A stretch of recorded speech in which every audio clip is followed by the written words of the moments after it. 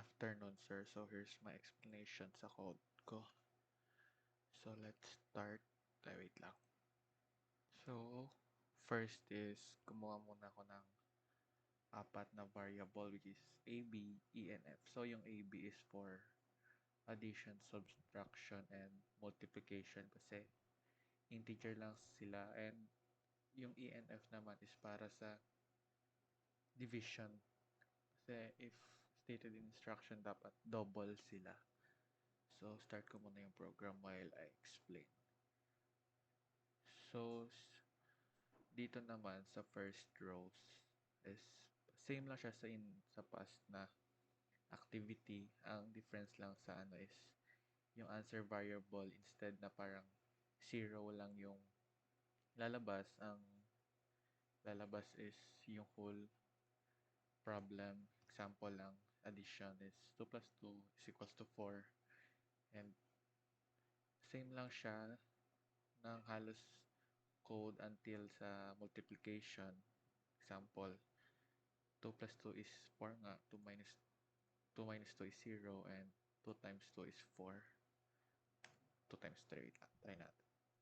2 times 3 is 6. So, proceed naman tayo sa ginawa ko sa code sa division.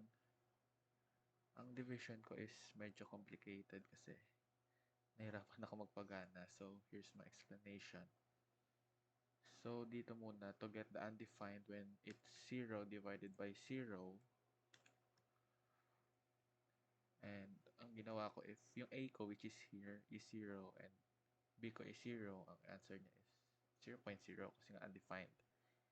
Else naman kung ang B niya is 0 naman and nangyari ito is 45,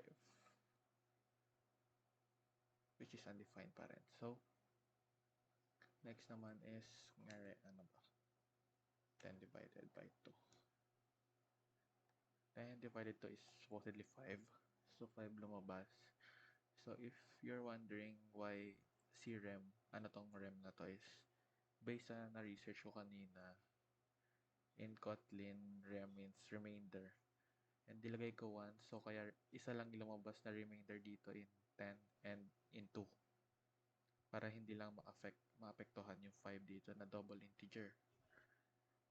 Sa akin, yun yung ginawa ko based on my research kasi kanina nahirapan ako kung paano gagawin. Then, I think that's it lang naman for my code lang. Ay, ito pa pala yung format. Format is, kung nga, di ba, ang nilagay ko dito is %1f divided by %1f is equals to %2f. So, ang format is, based on its word format, yung E is going here sa 1f. Yung F naman is going here, dito. And yung C is dito. Kinakopy niya lang yung format nito, then isa-substitute niya yung mga value nitong tatlo. Nakita ko lang din to kanina sa isang page, Kotlin page, kung how to use format kasi as I said earlier, nahirapan ako kung paano sila isa-isahin. Paano mangyari ang 10.